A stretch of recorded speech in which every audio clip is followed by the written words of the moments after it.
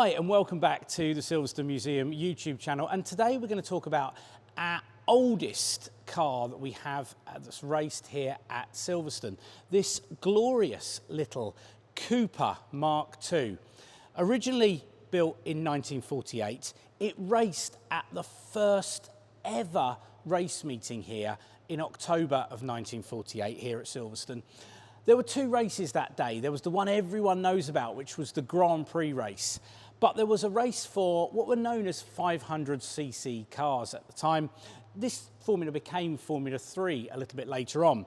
And this Cooper actually raced in that first race. The Cooper was a purpose-built racing car. The Cooper Racing Company, they built cars that people could buy and then go racing. However, the race on that day was made up of lots of different types of car. Many of them were home-built specials, and they had the engines in the front or the back. They had seating positions in different way. There was a real mix and array of different types of car. But this was generally the most kind of sought after and the most successful car. So successful, in fact, the likes of Stirling Moss and Bernie Ecclestone actually raced in these cars back in the late 1940s. So I'm going to bring the camera in and we're going to have a little bit of a look. This car, as I say, is very, very original. It's full of little dents and bumps over the top of this aluminium body. And you can see that it's never really been polished and cleaned. There's lots of little chip marks where stone chips have hit it over the years.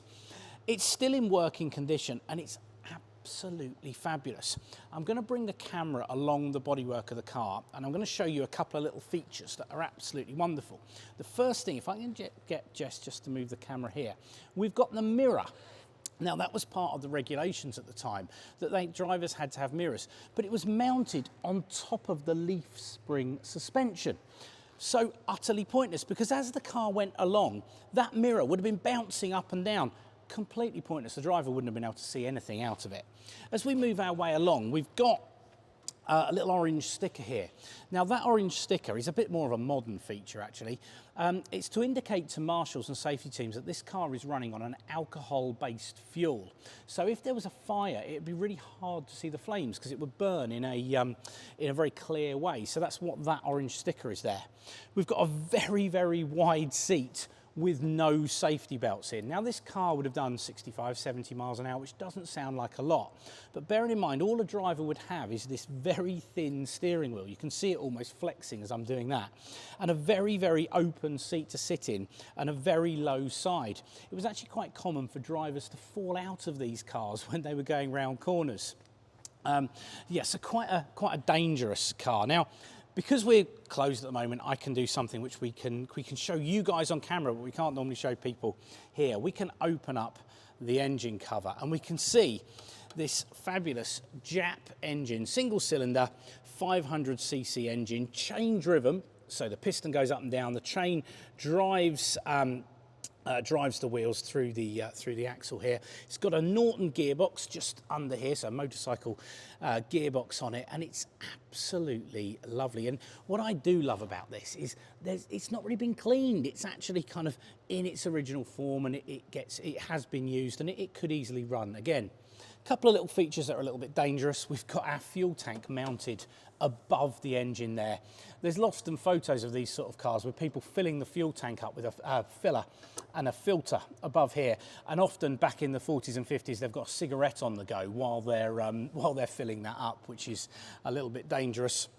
But a couple of modern features on this car which were pretty special. Now you've got air ducting here, this was a kind of additional modification.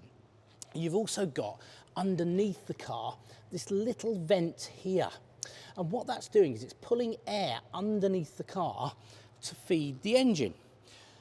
What that means is we're using technology really from aircraft in the Second World War and some pre-war racing cars, and we're starting to think about the way the air flows around the car and how we can feed the engine in an efficient way. It's actually quite modern thinking. The other thing that's really modern about this car is the engine is actually mounted at the back, as you can see. Now, Formula One cars, it was another decade before Formula One cars, and again, it was Cooper who produced the Formula One car in 1958, that had the engine at the back. It was up until 1960s that Ferrari continued with the engine in the front, but even they realised, with Enzo Ferrari and that famous saying that the horse should pull the cart, even Ferrari moved the engine to the back, and 1960 was the last year a front-engine Formula One car won a Grand Prix. So even though this is quite basic, this car, and quite simple, there's actually quite a lot of modern thinking going on. And it really is the development of the single-seater racing car that you see in its kind of rawest early forms before we move on to the absolute technical marvels of Formula One racing that we have today.